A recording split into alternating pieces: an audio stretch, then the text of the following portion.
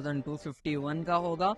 और यहाँ पर इस लेवल पर ब्रेकआउट आता है तो हम एक क्विक स्कैल्प ट्रेड लेंगे और यहाँ तक का प्रॉफिट्स बुक कर लेंगे। और इस लेवल को ब्रेकआउट आता है तो हम यहाँ तक का प्रॉफिट्स बुक करेंगे निफ्टी में, जो कि 19,000 हम यहाँ पर राउंड फिगर कर लेते हैं 500 को।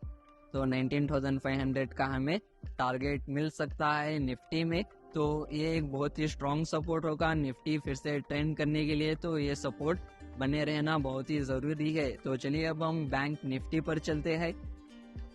तो बैंक निफ्टी हम डेली टाइम फ्रेम पर देख लेते हैं। तो यहाँ पर आप देख सकते हैं कि बैंक निफ्टी में यहाँ पर लेवल्स ये कर लेते हैं। तो यहाँ पर आप देख सकते हैं कि बैंक निफ्टी में एक बेयरिश पैटर्न जैसा फॉर्म हुआ है। यहाँ पर पहले एक डोजी कैंडल फॉर्म की थी और फिर से यहाँ पर एक ट्रेंडिंग में दिख रहा है मार्केट, लेकिन निफ्टी में इस तरह का स्ट्रक्चर नहीं हुआ है।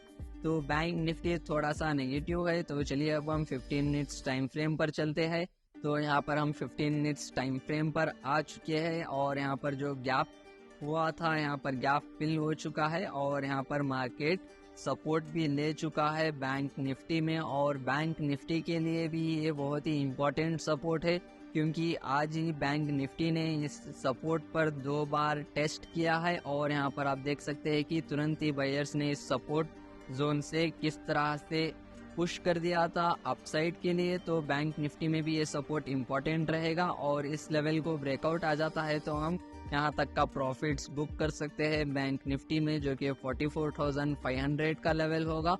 और ऊपर की तरफ अगर ब्रेकआउट आता है तो इस लेवल पर, जो कि हम राउंड कर लेते हैं यहाँ पर ब्रेकआउट आ जाता है तो हम यहाँ तक का टारगेट बुक कर सकते हैं बैंक निफ्टी में।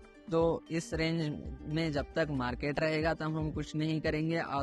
अगर मार्केट नीचे की तरफ ब्रेकआउट देता है तभी हम यहाँ पर शॉर्ट करेंगे, या फिर ऊपर ब्रेकआउट देता है तो हम बाई करेंगे। चलिए अब हम कुछ स्टॉक्स का एनालाइज कर लेते हैं। तो यहाँ पर सबसे पहले है रिलायंस इंडस्ट्रीज।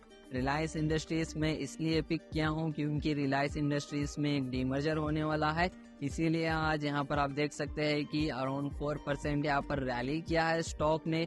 और यहाँ पर जो भी रिलायंस इंडस्ट्रीज के शेयर्स को होल्ड करता है उन्हें जियो फाइनेंशियल सर्विसेज के स्टॉक्स मिलेंगे, तो इसलिए यहाँ पर आप देख सकते हैं कि वॉल्यूम में भी इंक्रीज हुआ है और यहाँ पर रिलायंस का शेयर भी बढ़ा है। तो चलिए अब हम 15 मिनट्स टाइम फ्रेम पर एनालाइज कर लेते हैं। और यहाँ पर आप देख सकते हैं कि रिलायंस इंडस्ट्रीज एक इम्पॉर्टेंट लेवल पर है और इसका ऑल टाइम हाई भी है रिलायंस इंडस्ट्रीज का।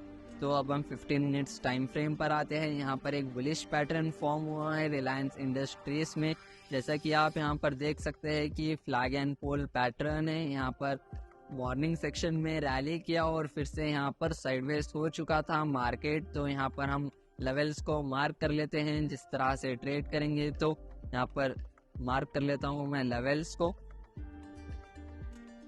तो ये रहेगा हमारे लेवल्स। अगर ऊपर की तरफ मार्केट ब्रेकआउट दे देता है तो हम यहाँ तक का टारगेट्स बुक कर सकते हैं, जो कि अराउंड 4% है। और अगर नीचे की तरफ मार्केट ब्रेकआउट देता है तो हम यहाँ तक का पहला टारगेट बुक करेंगे 1.5% का, और दूसरा टारगेट होगा हमारा गैप फिलिंग ट्रेड। तो यहाँ तक का हम टारगेट्स बुक कर सकते हैं रिलायंस इंडस्ट्रीज में। चलिए अब हम चलते हैं दूसरे स्टॉक पर, जो कि है सेल लिमिटेड। तो यहाँ पर सेल लिमिटेड मैं पहले डेली टाइम फ्रेम पर दिखा देता हूँ। तो यहाँ पर आप देख सकते हैं कि सेल लिमिटेड में एक इम्पोर्टेंट रेजिस्टेंस का ब्रेकआउट आया है। वॉल्यूम भी यहाँ पर आप देख सकते हैं इंक्रीज हुआ है। यहाँ पर मल्टीपल टाइम्स इस जोन को यहाँ पर सेल लिमिटेड ने टेस्ट किया था और यहाँ पर एक स्ट्रॉन्ग ब्रेकआउट भी आ चुका है। तो चलिए अब हम 15 मिनट्स टाइम फ्रेम पर चलते हैं।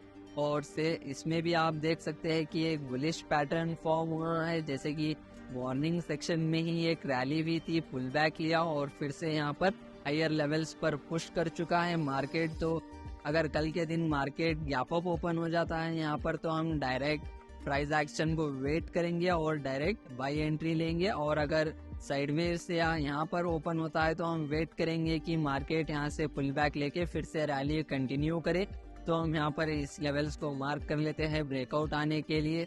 अगर गैप अप या साइडवेज ओपन होता है तो वेट करेंगे प्राइस एक्शन बनने के लिए, और हम यहाँ तक का टारगेट बुक कर सकते हैं, जो कि इसका रिसेंट यहाँ पर हाई क्रिएट किया था, यहाँ जो 3 रुपीज़ का है। तो यहाँ तक का टारगेट्स बुक हो सकता है सेल में। तो चलिए अब हम चलते हैं दूसरे स्टॉक पर, जो कि है कैनरा बैंक। कैनरा बैंक भी यहाँ पर आप देख सकते हैं ऑल टाइम हाइस के पास ट्रेड कर रहा है। यहाँ पर एक स्ट्रॉन्ग रेजिस्टेंस था, कंसोलिडेशन भी था यहाँ पर।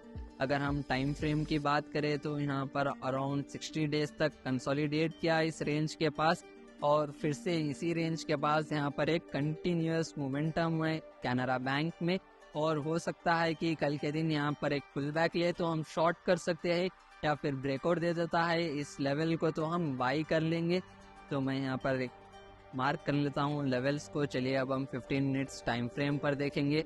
तो हम पहले इस लेवल को स्मूथ कर लेते हैं। यहाँ पर मैं मार्क कर लिया हूँ, और यहाँ पर हम एक शॉर्ट एंट्री के लिए मार्क कर चुका हूँ लेवल्स।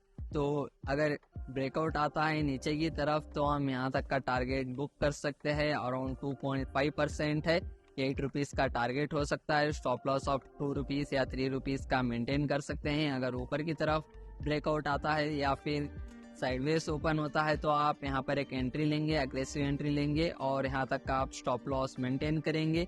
अगर हिट हो जाता है तो आप एग्जिट कर देंगे। तो ये था आज का मार्केट एनालिसिस। अगर आपको वीडियो अच्छा लगा होगा तो ज़रूर लाइक करिए, सब्सक्राइब करिए और शेयर करिए।